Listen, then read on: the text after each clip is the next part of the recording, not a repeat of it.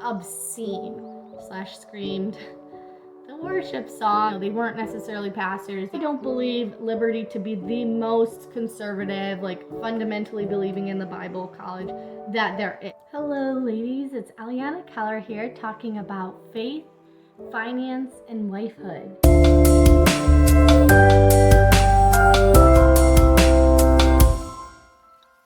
Today I am going to be talking about what it was like going through a Christian college. Is it worth it? What are some of my thoughts? Let's dig right in. I went to Liberty University, which is a fairly prominent Christian college in Virginia, Lynchburg, Virginia. It's fairly large out of all of the Christian colleges, but it's a conservative Christian college. I believe the denomination would be Southern Baptist. It's not like Baylor or there's a couple others that are on the liberal side. This is technically like a conservative Christian college, is my point. I served on leadership at Liberty as a resident assistant for my last year there. I spent a total of 3 years, got my bachelor's. So here are some of my thoughts from going to a conservative Christian college. One thing about Liberty, and maybe this is conservative Christian colleges in general, but there was a rule book that you had to follow, like honestly a guideline book. Let's be real. So there were like some very basic modesty standards in there. A curfew, class attire compared to non-class attire. You couldn't drink or party. A very stereotypical, like very basic rules, I guess. Guidelines, honestly. What I noticed, especially as being a resident assistant, is a lot of the students had beef with some of the rules. And I would constantly say, ladies, we are not at Pensacola, okay? The rules could be much harder. This is no Bob Jones. You literally just have to wear basic clothing. You don't have to be that modest, honestly, ladies. Okay, so I don't want to hear complaining about it. I do not want to hear that. People still did. People still broke like the bare minimum rules that they had. So even like the rules that they have were very grace driven. As a resident assistant, you were told to basically what's called giving grace, but if it was like kind of like if they're just breaking one of the rules or whatever, they broke one once, give grace. If it's twice, but they're usually a good student, give grace. If it's a modesty standard rule, well, even the resident assistants and RDs would break those rules, so I don't think they really cared about implementation of those at all, unless you were wearing something like obscene, absolutely obscene, and then they might call you out for it. But in general, they didn't really care about those rules, I would say.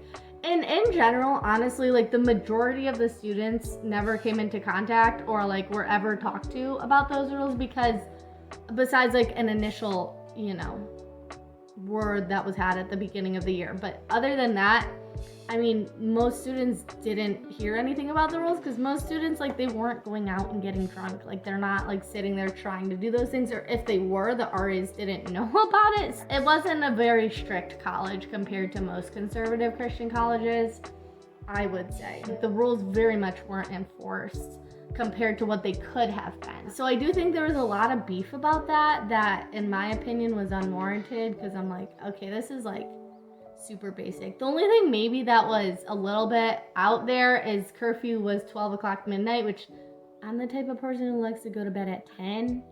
So for me, that was not a problem. But I think for other people, curfew was a little bit more of a problem. Like I said, basic rules, constructs that had to be followed, that was a part of conservative Christian college. Another part of conservative Christian college is chapel / what we called convocation, which honestly it was just speakers would come and speak about any sort of topic, whatever. It wasn't chapel, but we did sing, yell, scream, very loud music. It was honestly like a concert, but worship songs There was that in the convocation, and then after we sang / screamed the worship songs, there would be someone who would come to speak. And they weren't necessarily a Christian, but Liberty's thought process was, in the real world, there's going to be all types of people, so we're going to listen to them, show respect, learn how to show respect to different types of people. And so various people would speak.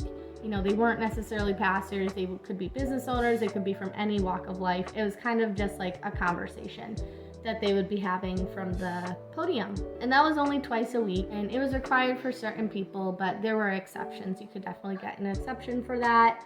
I wouldn't say it was super harsh or tough as compared to, like I said, a lot of conservative Christian colleges specifically would have chapel, and it would be a lot more intentional time. I don't think Liberty's convocation was necessarily super intentional time. A lot of times sometimes you would get guests that spoke really well and they were very articulate and they had a lot to bring to the table, and other times we all wondered, what is this person doing here?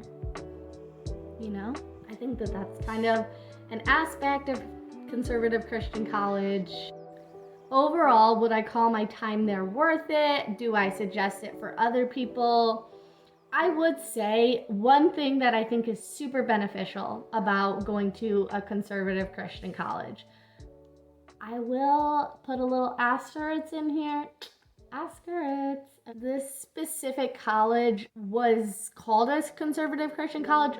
I would still very much put them more on the liberal side, not of politically, but of if you're having a side of Christianity, more on the progressive, kind of leaning towards progressive side of Christianity rather than super conservative side. But going back to what I said, the one thing that I really did enjoy is you did get to meet some people who had similar beliefs as you, and you got to make friends with people who you knew that they weren't going to try to pressure you into situations that you wouldn't want to be in. I mean, maybe they might, but it's okay, get some ice cream or something, and you don't want to buy ice cream. You just weren't pressured into, you could choose bad friends if you wanted. There were definitely bad friends there who would pressure you into bad situations, but you could also make really great Christian friends that believe similarly to you and held similar values. And that's actually how I met my husband, not at the college, but we both went to the college and met each other at a church that we locally went to, which was a fundamental church that fundamentally believed in what the Bible says in a very literal way. And so we met at that church and kind of started hanging out from there, and now we're married. But I think that was one thing that I'm so glad that I did go to college, because I met my husband there, and I definitely think that was part of the path for me that God had. Would I say that college is necessary for every single girl? If you're gonna go to college, I think that's a really beneficial way to go. If you're not just wanting to stay at home and go to more of a progressive college, I think if you're going outside of the home, it's really beneficial, I think, for your walk with the Lord. Unless you are a very strong-minded person and can very much stand boldly in your faith, I think going to some sort of Christian college is beneficial that has some sort of structure. With that, like I said, I don't believe Liberty to be the most conservative, fundamentally believing in the Bible college that there is. There are definitely some issues that I would take into consideration. Like I said, they did have a rule book type of thing, guidelines, but I do really believe that the majority of that, just looking at that from an RA perspective, the majority of that is for the parents to be yay, I'm sending my kid to this great Christian college and they have rules, so yay, woohoo, go parents. In reality, was it followed that much? It depends. Convocation, yes, obviously that was followed, but some other things that were on there may not have been followed quite as closely, which, once again, I don't have a problem with if people don't have those rules, but I didn't really appreciate how there was kind of a facade of, oh, like we're super conservative and, you know, we want to have like the best and we're like very biblically based, and kind of like that was the vibe they gave off. But then if you were actually there and you went there and you were a discerning Christian, fundamental, discerning Christian. And what I mean by fundamental is just you believe the Bible literally is God's word, inspired by God and spoken to humans through humans to us today to be taken literally. That's what I mean by fundamental. If you believe that, you might have some issues when going to any type of larger organization. Even like large mega churches, I wouldn't, as a believer in the very literal book of God, go to necessarily mega church, because I don't believe that that is the way that church is meant to be portrayed. Any big organization or institution that you're going to go to, there's going to be watering down that happens, and there's going to be compromise that happens, and I think that that has very much taken place at Liberty specifically. The compromise is one thing that I didn't appreciate at Liberty.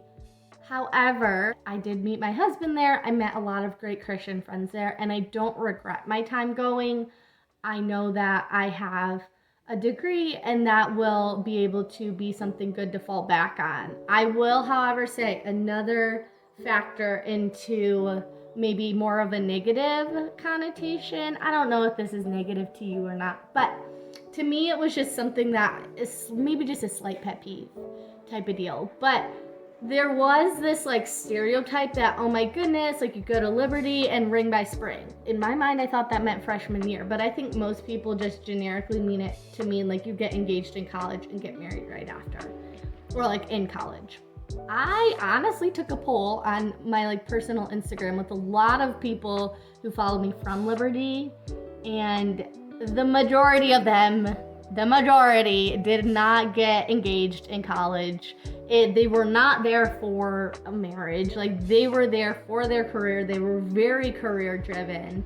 It was not like one of those conservative Christian colleges where 50% of the population's like getting engaged and married. Now, you do see it. You do see it happening. There are people who do. But I would say compared to most Christian colleges, it's not happening quite as much. And I would also say with that, this might be part of a reason, is a lot of the boys who were there acted like boys and not true adult men. And I think that was probably one of my biggest surprises going to college. Is I'm like, great, like I've just come out of high school. I know some like fairly mature boys from high school. And so I'm expecting to go into Liberty, like, okay, these are 18-year-olds, they're ready to start their life. They know what they want in life. They have goals and visions. And some of them did, but that was not the majority. The majority were a bunch of doofuses.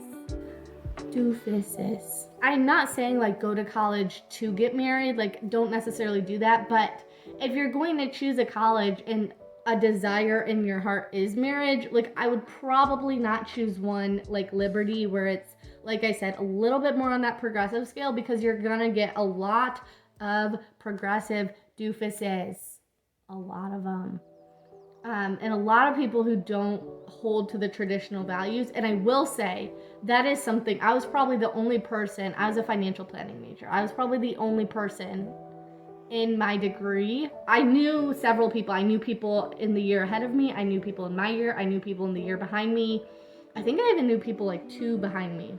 And I would say I was probably the one who most held traditional values. I want to be a mother. Like, that's my desire. Like, I'm going to college because I believe in insurance and I believe in having like a backup plan in case my husband is injured or something very, very bad happens. But that is not my primary goal, is this career. My primary goal as a woman is as a wife. And honestly, like if I hadn't been blessed with a husband, then yes, like I would have continued to still work at my career, but that's not my main goal, my main vision for my life. I think there were a lot of people who were that way, and a lot of boys and men who like truly desired that out of a wife is the type of wife that like it's a 2-family or a 2-parent working household. So that is something that I would take into consideration. If you are choosing a college and your desire is, okay, eventually I want to get married, this is just kind of a step in that right direction.